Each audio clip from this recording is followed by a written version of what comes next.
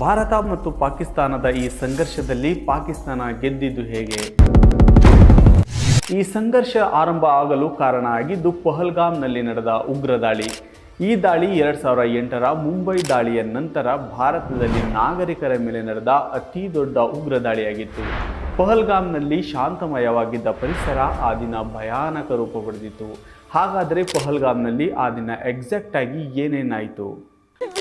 Side में था एक इंसान है, उसने उसको गोली मार दी। यहाँ पे उसने बोला कि ये शायद मुस्लिम नहीं है, उसने उसको गोली मार दी। ಪಹಲ್ಗಾಮ್ ದಾಳಿಯಿಂದ ಹಿಡಿದು ಆಪರೇಷನ್ ಸಿಂಧೂರ ಮತ್ತೆ ಸೀಸ್ ಫೈರ್ ವರೆಗೆ ಏನೇನಾಯಿತು?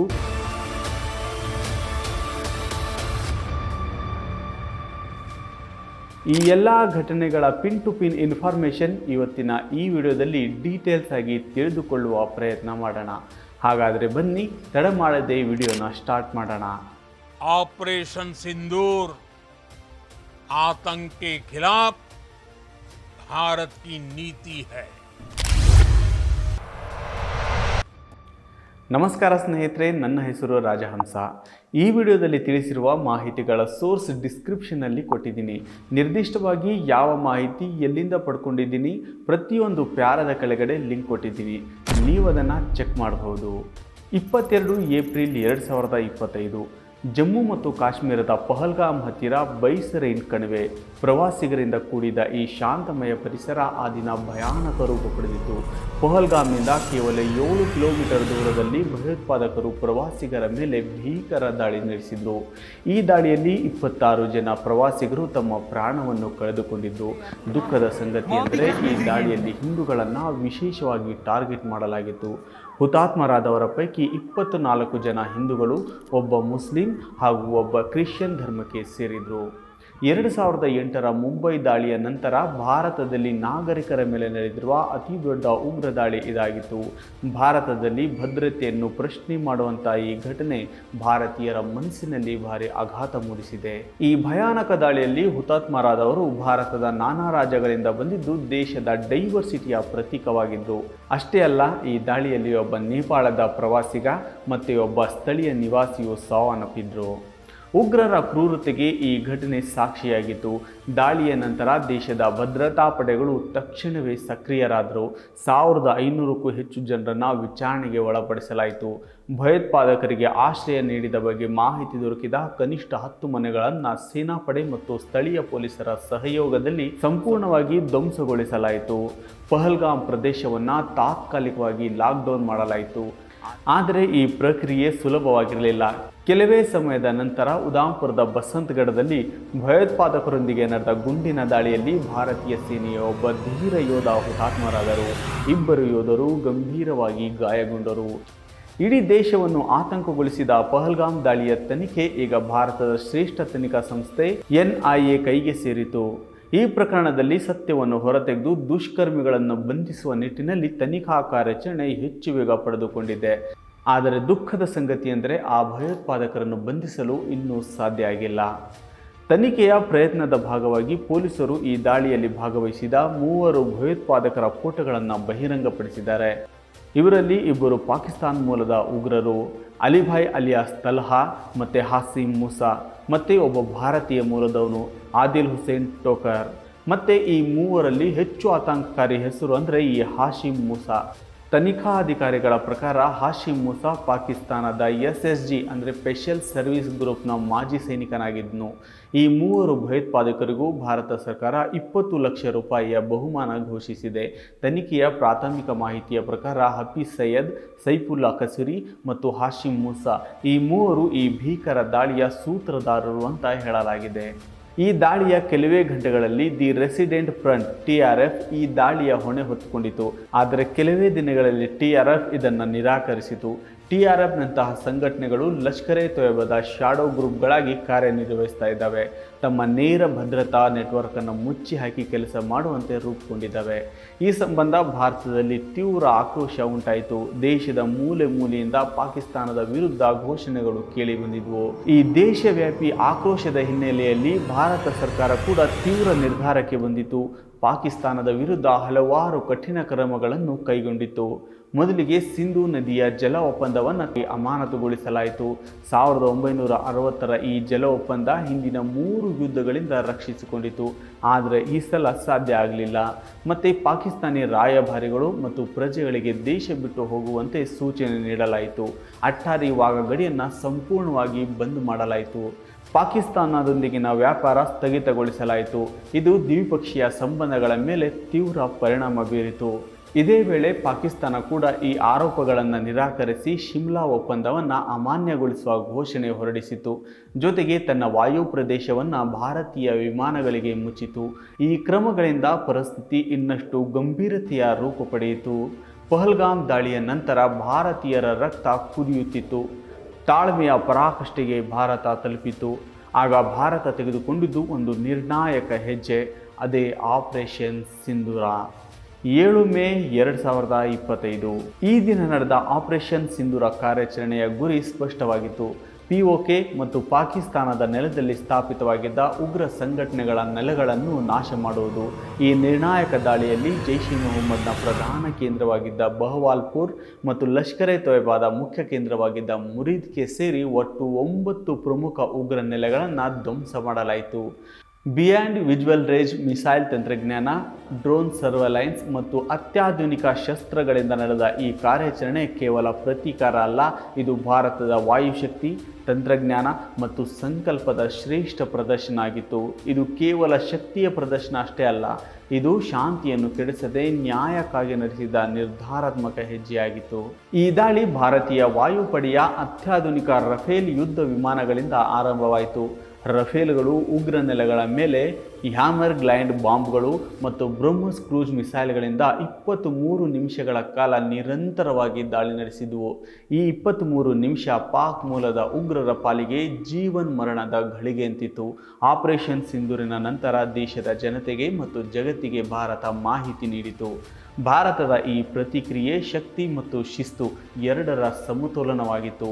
ಭಾರತ ಸರ್ಕಾರ ಈ ದಾಳಿಯನ್ನು focused, measured and non escalating action ಅಂತ ಕರೆದಿದೆ.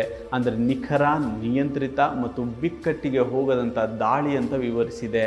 ಈ ದಾಳಿಯು ಪಾಕಿಸ್ತಾನ ಸೇನೆಯ ಯಾವುದೇ ಇನ್ಫ್ರಾಸ್ಟ್ರಕ್ಚರ್ ಟಾರ್ಗೆಟ್ ಮಾಡಿರಲಿಲ್ಲ ಅಂತ ಸ್ಪಷ್ಟನೆ ಕೊಟ್ಟಿತು. ಆಪರೇಷನ್ ಸಿಂಧೂರಿಗೆ ಪಾಕಿಸ್ತಾನ ಔಪಚಾರಿಕ ಪ್ರತಿಕ್ರಿಯೆ ನೀಡುವ ಬದಲು ಮೇ 8ರಂದು ಇನ್ನೊಂದು ದುಸ್ಸಾಹಸದ ಹೆಜ್ಜೆ ಇಟ್ಟಿತು. ಪಾಕಿಸ್ತಾನ ಭಾರತದ 15ಕ್ಕೂ ಹೆಚ್ಚು ನಗರಗಳನ್ನು ಗುರಿಯಾಗಿಸಿ ಡ್ರೋನ್ ಮತ್ತು ಕ್ಷಿಪಣಿಗಳನ್ನು ಉಡಾಯಿಸಿತು.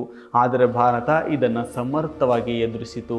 ಸುದರ್ಶನ್ ಚಕ್ರ ಎಂಬ ಹೆಸರಿನ ಅತ್ಯಾಧುನಿಕ S-400 ಏರ್ ಡಿಫೆನ್ಸ್ ಸಿಸ್ಟಮ್ನಿಂದ ಪಾಕಿಸ್ತಾನದ ಕ್ಷಿಪಣಿಗಳನ್ನು ಗಗನದಲ್ಲೇ ಪತ್ತೆ ಹಚ್ಚಿ ಸೆಕೆಂಡ್ಗಳಲ್ಲಿ ಉರುಳಿಸಲಾಯಿತು. ಪಾಕಿಸ್ತಾನದ ದಾಳಿಗೆ ಪ್ರತಿಯಾಗಿ ಭಾರತೀಯ ಸೇನೆ ಕೂಡ ಪಾಕಿಸ್ತಾನದ ಏರ್ ಡಿಫೆನ್ಸ್ ಸಿಸ್ಟಮ್ಗಳನ್ನು ನಿಖರವಾಗಿ ಗುರಿಯಾಗಿಸಿ ಧ್ವಂಸ ಮಾಡಿತು. ಈ ನಡುವೆ ಪಾಕಿಸ್ತಾನ ಜಮ್ಮು, ಪಠಾನ್ಕೋಟ್ ಮತ್ತು ಉಧಂಪುರದಲ್ಲಿ ಭಾರತೀಯ ಸೇನಾ ರಕ್ಷಣೆಗಳ ಸೌಲಭ್ಯಗಳನ್ನು ಗುರಿಯಾಗಿಸಿಕೊಂಡು ಡ್ರೋನ್ ಮತ್ತು ಕ್ಷಿಪಣಿಗಳಿಂದ ದಾಳಿ ಮಾಡಿತು. ಆದರೆ ಭಾರತದ ವಾಯುಸೇನೆ ಪಾಕಿಸ್ತಾನದ 8 ಮಿಸೈಲ್ಗಳನ್ನು ಹೊಡೆದು ಉರುಳಿಸಿದೆ.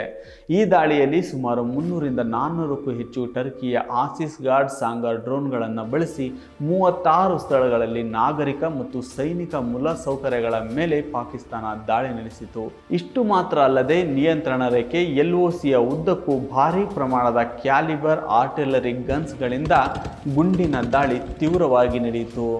9 ಮೇ 2025 ಎರಡೂ ಕಡೆಯಿಂದ ಸುಮಾರು 13 ಗಂಟೆಗಳಷ್ಟು ಶಾಂತಿಯ ವಾತಾವರಣ ಕ್ರಿಯೇಟ್ ಆಗಿತ್ತು. ಆದರೆ ಈ ತಾತ್ಕಾಲಿಕ ಶಾಂತಿಯ ನಂತರ ಕಾಶ್ಮೀರದಲ್ಲಿ ಸಂಘರ್ಷ ಮತ್ತೆ ಸ್ಟಾರ್ಟ್ ಆಯಿತು. ನಿಯಂತ್ರಣ ರೇಖೆ LOCಯ ಬಳಿ ಕುಪ್ವಾರ, ಪುಂಚ್, ಉರಿ ಮತ್ತು ಸಾಂಬಾ ಪ್ರದೇಶಗಳಲ್ಲಿ ಗುಂಡಿನ ಚಕಮಕಿ ತೀವ್ರವಾಗಿ ಆರಂಭವಾಯಿತು. ಪಾಕಿಸ್ತಾನ ಉತ್ತರದಿಂದ ದಕ್ಷಿಣದವರೆಗೆ, ಬಾರಾಮುಲ್ಲಾದಿಂದ ಭುಜ್ವರೆಗೆ ನಿಯಂತ್ರಣ ರೇಖೆ ಮತ್ತು ಅಂತಾರಾಷ್ಟ್ರೀಯ ಗಡಿಯಲ್ಲಿ ಒಟ್ಟು 26 ಸ್ಥಳಗಳನ್ನು ಸ್ಫೋಟಕ ಡ್ರೋನ್ಗಳ ಮೂಲಕ ಗುರಿಯಾಗಿಸಿ ದಾಳಿ ನಡೆಸಿತು. 10 ಮೇ 2025 ಈ ದಿನ ಭಾರತ ಪಾಕಿಸ್ತಾನ ನಡುವಿನ ಸಂಘರ್ಷದ ತೀವ್ರತೆ ತುಂಬ ಜಾಸ್ತಿ ಆಯಿತು. ಪಾಕಿಸ್ತಾನ ಪಂಜಾಬ್ ಪ್ರದೇಶದಲ್ಲಿ ಭಾರತೀಯ ವಾಯು ನೆಲೆಗಳ ಮೇಲೆ ಭಾರಿ ಮಿಸೈಲ್ ದಾಳಿ ನಡೆಸಿತು. ಇದರಲ್ಲಿ ಫತಃ 2 ಲಾಂಗ್ ರೇಂಜ್ ಮಿಸೈಲ್ ಪ್ರಮುಖವಾಗಿತ್ತು. ಆದರೆ ಭಾರತ ಈ ಗಂಭೀರ ದಾಳಿಯನ್ನು ವಾಯುಪಡೆಯ ನಿಲ್ದಾಣದ ಬಳಿ ಹೊಡೆದುರುಳಿಸಿದೆ. ಇದಕ್ಕೆ ಪ್ರತಿಯಾಗಿ ಭಾರತ ತನ್ನ ವಾಯುಸೇನೆಯಿಂದ ಪಾಕಿಸ್ತಾನದ ವಿವಿಧ ವಾಯು ನೆಲೆಗಳ ಮೇಲೆ ತೀವ್ರವಾದ ಪ್ರತಿ ದಾಳಿ ನಡೆಸಿತು. ಇಲ್ಲಿ ನೂರ್ ಖಾನ್ ಏರ್ಫೋರ್ಸ್ ಪ್ರಮುಖ ಗುರಿಯಾಗಿತ್ತು. ಇದು ಇಸ್ಲಾಮಾಬಾದ್ನಿಂದ ಕೇವಲ 10 ಕಿಲೋಮೀಟರ್ ದೂರದಲ್ಲಿದೆ. ಅದಲ್ಲದೆ ಪಾಕಿಸ್ತಾನದ ಅತಿದೊಡ್ಡ ನಗರ ಕರಾಚಿಯಿಂದ 160 ಕಿಲೋಮೀಟರ್ ದೂರದಲ್ಲಿರುವ Bholari airbase, Shahbaz airbase, Sargodha airbase, Rahim Yar Khan airport ಮತ್ತು ಸುಕ್ಕರ್ ಏರ್ಪೋರ್ಟ್ಗಳನ್ನು ಗುರಿಯಾಗಿಸಿ ದಾಳಿ ನಡೆಸಲಾಯಿತು. ಈ ದಾಳಿಗಳು ಯುದ್ಧ ವಿಮಾನಗಳಿಂದ ಹಾರಿಸಲಾದ ಏರ್ ಟು ಸರ್ಫೇಸ್ ಮಿಸೈಲ್ಗಳ ಮೂಲಕ ನಡೆದವು. ಪಾಕಿಸ್ತಾನದ DGMO deputy general of military operation ಭಾರತೀಯ ಡಿಜಿಎಂಒಗೆ ಕರೆ ಮಾಡಿ ಸಂವಾದ ನಡೆಸಿದರು. ಎರಡೂ ಕಡೆಯ ಒಪ್ಪಿಗೆಯ ಮೇರೆಗೆ ಕದನ ವಿರಾಮ ಘೋಷಿಸಲಾಯಿತು. ಆದರೆ ಬೇಸರದ ಸಂಗತಿ ಅಂದರೆ ಈ ಸುದ್ದಿ ಮೊದಲು ಸಾರ್ವಜನಿಕವಾಗಿ ಘೋಷಣೆ ಮಾಡಿದವರು ಅಮೆರಿಕದ ಅಧ್ಯಕ್ಷ. ಅಮೆರಿಕದ ವಿದೇಶಾಂಗ ಕಾರ್ಯದರ್ಶಿ ಮಾರ್ಕೋ ರೂಬಿಯೋ ಪಾಕಿಸ್ತಾನದ ಪ್ರಧಾನಮಂತ್ರಿ ಮತ್ತು ಇತರ ಅಧಿಕಾರಿಗಳೊಂದಿಗೆ ಸಂಪರ್ಕದಲ್ಲಿದ್ದರು. ಅಮೆರಿಕದ ಉಪಾಧ್ಯಕ್ಷ JD ವ್ಯಾನ್ಸ್ ಭಾರತದ ಪ್ರಧಾನಮಂತ್ರಿ ಮತ್ತು ಭಾರತೀಯ ಅಧಿಕಾರಿಗಳ ಜೊತೆಗೆ ಸಂವಾದ ನಡೆಸ್ತಾ ಇದ್ರು. ಹೀಗೆ ಅಮೆರಿಕದ ಮಧ್ಯಸ್ಥಿಕೆಯಲ್ಲಿ ಈ ಕದನ ವಿರಾಮ ಸಾಧ್ಯವಾಯಿತು. ಈ ಸಂಬಂಧ ಪಾಕಿಸ್ತಾನದ ಪ್ರಧಾನಮಂತ್ರಿ ಅಮೆರಿಕದ ಅಧ್ಯಕ್ಷರಿಗೆ ಧನ್ಯವಾದವನ್ನು ತಿಳಿಸಿದರು. ಆದರೆ ಭಾರತ ಈ ಮಧ್ಯಸ್ಥಿಗೆ ಸಂಬಂಧಿಸಿದಂತೆ ಯಾವುದೇ ಅಧಿಕೃತ ಮಾಹಿತಿ ನೀಡಿಲ್ಲ ಮತ್ತು ಈ ಬಗ್ಗೆ ನಿರಾಕರಿಸಿದ್ದೂ ಇಲ್ಲ. ಭಾರತ ಪಾಕಿಸ್ತಾನ ನಡುವಿನ ಈ ಸಂಘರ್ಷ ಹಳೆ ಕಾಲದ ಯುದ್ಧ ಥರ ಇರಲಿಲ್ಲ. ಇದು ನಮ್ಮ ಕಾಲದ ಹೊಸ ಯುಗದ ಯುದ್ಧ, ನ್ಯೂ ಏಜ್ ವಾರ್ಫೇರ್. ಇಲ್ಲಿ ಸೈನಿಕರು ಮುಖಾಮುಖಿಯಾಗಿ ಹೋರಾಡುವ ಅಗತ್ಯ ಇರಲಿಲ್ಲ. ಪೈಲಟ್ಗಳು ಡಾಗ್ ಫೈಟ್ ಮಾಡುವ ಅಗತ್ಯ ಇರಲಿಲ್ಲ. ಕಣ್ಣಿಗೆ ಕಾಣದೇ ಇದ್ದರೂ ಶತ್ರು ನೆಲೆಗಳನ್ನು ಟಾರ್ಗೆಟ್ ಮಾಡಿ ಧ್ವಂಸ ಮಾಡಲಾಯಿತು. ಮತ್ತು ಶತ್ರುಗಳ ಮಿಸೈಲ್ಗಳು ಅಥವಾ ಡ್ರೋನ್ಗಳು ಕಣ್ಣಿಗೆ ಕಾಣದೇ ಇದ್ದರೂ ಅವುಗಳನ್ನು ನಾಶ ಮಾಡಲಾಯಿತು. ಈ ಹೊಸ ಯುಗದ ಯುದ್ಧದ ನೈಜ ಅಸ್ತ್ರಗಳೆಂದರೆ ಬಿಯಾಂಡ್ ವಿಜುವಲ್ ರೇಂಜ್ ಮಿಸೈಲ್ಗಳು, ಎಲೆಕ್ಟ್ರಾನಿಕ್ ವಾರ್ಫೇರ್ ತಂತ್ರಜ್ಞಾನ, ಡ್ರೋನ್ಗಳು ಮತ್ತು ಸ್ಯಾಟಲೈಟ್ ನಿಗಾ ವ್ಯವಸ್ಥೆ ಮತ್ತು ಸೈಬರ್ ಯುದ್ಧ ತಂತ್ರಗಳು.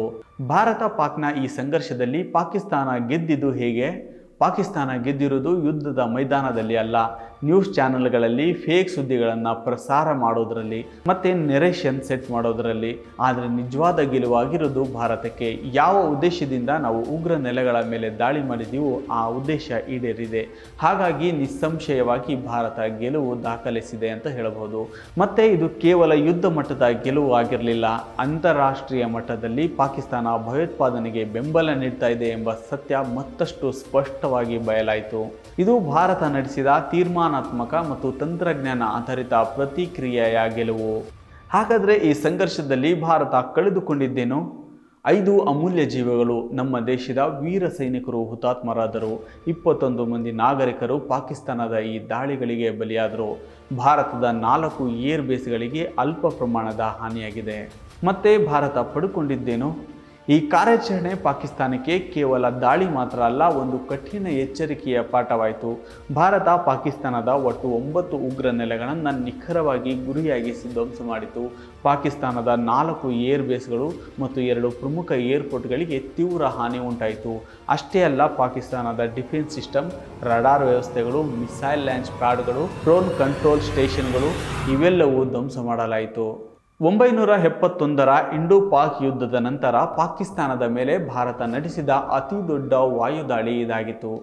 ಆಪರೇಷನ್ ಸಿಂಧೂರ ಕಾರ್ಯಾಚರಣೆಯಿಂದ ಪಾಕಿಸ್ತಾನ ಭಯೋತ್ಪಾದನೆಗೆ ಬೆಂಬಲ ನೀಡುವ ಸಾಮರ್ಥ್ಯದ ಮೇಲೆ ತೀವ್ರತರದ ಪರಿಣಾಮ ಬೀರಿದೆ. ಇಲ್ಲಿಯವರೆಗೆ ಭಾರತ ಡಿಪ್ಲೊಮೆಟಿಕ್ ಆಗಿ ಮಾತ್ರ ವ್ಯವಹಾರ ಮಾಡ್ತಾ ಇತ್ತು. ಆದರೆ ಈ ಸಲ ಬಲವಾದ ತಿರುಗೇಟು ಕೊಟ್ಟಿದೆ. ಇನ್ನು ಮುಂದೆ ಭಯೋತ್ಪಾದಕ ಚಟುವಟಿಕೆಗಳು ಆಕ್ಟ್ ಆಫ್ ವಾರ್ ಅಂದರೆ ಯುದ್ಧದ ಚಟುವಟಿಕೆ ಅಂತಲೇ ಪರಿಗಣಿಸಲಾಗುತ್ತೆ ಅಂತ ಭಾರತ ಸ್ಪಷ್ಟವಾಗಿ ಎಚ್ಚರಿಕೆ ಕೊಟ್ಟಿದೆ. ಪಹಲ್ಗಾಮ್ ದಾಳಿ ಭಾರತಕ್ಕೆ ಆಘಾತ ಮೂಡಿಸಿದೆ. ಆದರೆ ತಾಳ್ಮೆಗೂ ಒಂದು ಮಿತಿ ಇರುತ್ತೆ. ಭಾರತ ಆಪರೇಷನ್ ಸಿಂಧೂರ ಮೂಲಕ ಪಾಕಿಸ್ತಾನಕ್ಕೆ ಎಚ್ಚರಿಕೆಯ ಪಾಠ ಕಲಿಸಿದೆ. ಇದು ಕೇವಲ ಪ್ರತೀಕಾರ ಅಲ್ಲ, ನ್ಯಾಯಕ್ಕಾಗಿ ಇಟ್ಟ ನಿರ್ಧಾರಾತ್ಮಕ ಹೆಜ್ಜೆ. ಇನ್ನು ಮುಂದೆ ಯಾವುದೇ ಉಗ್ರ ದಾಳಿಗೆ ತಕ್ಷಣದ ತೀಕ್ಷ್ಣ ಪ್ರತಿಕ್ರಿಯೆ ಕೊಡಲಾಗುವುದು ಅಂತ ಭಾರತ ಘೋಷಿಸಿದೆ. ಶಾಂತಿ ಬಯಸಿದರೆ ಪಾಕಿಸ್ತಾನ ಭಯೋತ್ಪಾದನೆ ನಿಲ್ಲಿಸಬೇಕು, ಇಲ್ಲದಿದ್ದರೆ ಪ್ರತಿಯೊಂದು ಹೆಜ್ಜೆಗೂ ಬೆಲೆ ತೆರಬೇಕಾಗುತ್ತೆ. पाकिस्तान को अगर बचना है तो उसे अपने टेरर इंफ्रास्ट्रक्चर का सफाया करना ही होगा। ಈ ಬಗ್ಗೆ ನಿಮ್ಮ ಅಭಿಪ್ರಾಯವನ್ನು ಕಮೆಂಟ್ ಮಾಡಿ ತಿಳಿಸಿ. ಮತ್ತೆ ಮುಂದಿನ ವಿಡಿಯೋದಲ್ಲಿ ಸಿಗೋಣ. ಧನ್ಯವಾದಗಳು.